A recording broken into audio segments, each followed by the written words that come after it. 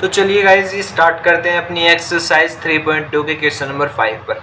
अच्छा क्वेश्चन है, एक दो बार मैंने इसे प्रीवियस क्वेश्चन एग्जाम में देखा है और ठीक है, अच्छा क्वेश्चन अपना।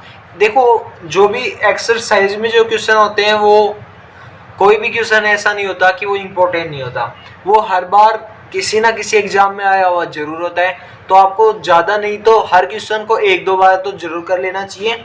तो ये क्वेश्चन इतना इम्पोर्टेंट नहीं कह सकता कि ये अपने एग्जाम में आए ही आएगा, लेकिन इसके भी चांसेस तो हैं क्वेश्चन में आने की।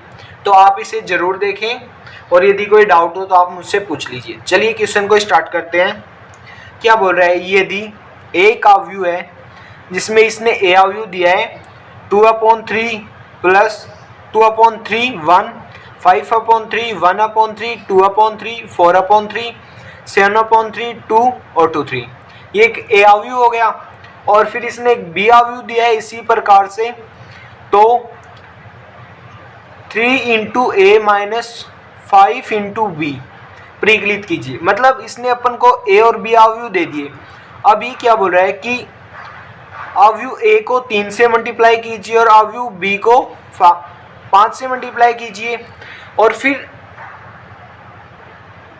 फिर ये क्या बोल रहा है कि जब आप ए को 3 से मल्टीप्लाई कर लेते हो और बी को 5 से, तो ये 3 में से 5 भी घटाना है। और ये पूछना चाह रहा है उसका आंसर क्या आएगा, वो अपन को परिकलित करके आंसर में देना है। तो अपन कुछ नहीं करेंगे, पहले अवयव ए को 3 से मल्टीप्लाई कर लेंगे, बी को 5 से, और फिर इनको माइनस कर देंगे। फिर जो आंसर आएगा वही अपना आंसर होगा। चलिए चेक कर लेते हैं। यहाँ पे इसका हल हो गया। अब अवयव को ए को 3 से मल्टीप्लाई करना है, तो मैं यहाँ पे लिखूंगा 3 × a, यानी कि a को 3 से मल्टीप्लाई किया। अब सेम सभी अवयव से 3 से मल्टीप्लाई करना है मेरे को, क्योंकि कोई भी यदि अवयव किसी अचर से मल्टीप्लाई होता है तो अवयव के सभी एलिमेंट से इक्वल मल्टीप्लाई होता है। तो वही मैं यहाँ पे कर रहा हूँ। यदि ये अवयव 3 से मल्टीप्लाई है तो इसके सभी अवयव से 3 से ही मल्टीप्लाई होगा। तो कर लेते हैं 3 × 2/3 1 × 3 5/3 × 3 1/3 × 3 2/3 × 3, यानी कि सभी को 3 से मल्टीप्लाई करना है, या फिर बोल सकते हैं अपन को 3 से गुणा करना है। यहाँ पे इसको 3 से गुणा कर दिया, इसको भी और इसको भी। अब आप जानते हैं कि यदि कोई चीज़ मल्टीप्लाई में भी हो और डिवाइड में सेम वैल्यू हो तो कट जाती है। तो यानी कि 3 है, ये 3 से कट जाएगा, ये वाला 3 इस 3 से, ये वाला 3 इस 3 से, ये वाला 3 इस 3 से, ये इससे, ये इससे, ये इससे। मतलब जो सिंगल वैल्यू थी 1 और 2, इसके मल्टीप्लाई में ही 3 बचेगा। बाकी जो और एलिमेंट्स हैं इनमें मल्टीप्लाई भी कर दिया अपन में और डिवाइड में पहले से था, मतलब मल्टीप्लाई और डिवाइड दोनों हट जाएंगे, सिंपल वही वैल्यू बच जाएगी। यानी कि 3 से 3 हट गया तो 2 बचा, 3 × 1 3, ये डिवाइड में भी था और मल्टीप्लाई में भी था तो सिर्फ 5 बचा। यहाँ पे 1, यहाँ पे 2, यहाँ पे 4 ही बचा, ये हट गए, 7 बचा, यहाँ पे 6 और यहाँ पे 2। ये वैल्यू आ गई अपनी 3a की। अब अपन निकाल लेते हैं 5b की। 5b यानी कि अपन को b को 5 से मल्टीप्लाई करना है।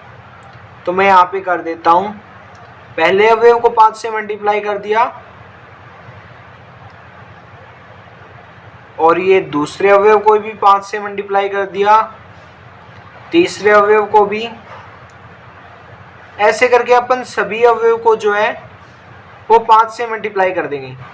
यदि आप कोई भी अवयव को 5 से मल्टीप्लाई करने से छोड़ देते हो तो आपका आंसर गलत हो जाएगा, क्योंकि जब कोई अवयव किसी अचर से मल्टीप्लाई होता है तो उसके सभी अवयव से इक्वल मल्टीप्लाई होगा। तो अपन यहाँ पे लिखेंगे 7/5 × 5 और यहाँ पे अपन लिखेंगे 6/5 × 5। ये अपना है 2/5, तो ये भी 5 से मल्टीप्लाई होगा। अब अपन को सिंपली अपन जानते हैं कि जब कोई डिवाइड में भी हो और मल्टीप्लाई में भी हो, मतलब गुणा में भी हो और भाग में हो, तो दोनों हट जाते हैं। तो वही यहाँ पे होगा, ये दोनों यहाँ पे हट जाएंगे। यहाँ पे बचेगा 2, यहाँ पे 3, और ये 1 इंटू 5 हो गया। और यहाँ पे कितना बचेगा 1, यहाँ पे 5 मल्टीप्लाई में भी है और डिवाइड में भी है, तो यहाँ पे बचेगा 2, यहाँ पे 4, यहाँ पे 7, यहाँ पे 6 और यहाँ पे 2। यहाँ पे अपने 5b की भी वैल्यू आ गई और 3a की भी। अब अपन को करना क्या है, सिंपली कि 3a माइनस 5b, मतलब इस वाले अवयव में से ये वाला अवयव घटाना है। तो ये अपन नीचे कर लेते हैं 3a माइनस 5b। तो ये यहाँ पे अपन करेंगे, यहाँ पे 3a ये रहा अपने पास, तो 2 3 5 1 2 4 और 7 6 एंड 2। माइनस करना है अपन को 5b को, तो 5b कितना है 2 3 5 1 2 4 7 6 2। ये अपन इसमें से माइनस कर रहे हैं। अब 2 में से 2 जाएगा तो कितना बचेगा 0, 3 में से 3 जाएगा तो 0, 5 में से 5 जाएगा 0, 1 में से 1 जाएगा 0, 2 में से 2 जाएगा 0, 4 में से 4 जाएगा 0। देखो अब सिंपली यही कर लो ना कि अपन जानते हैं ये भी इक्वल है, ये भी इक्वल है।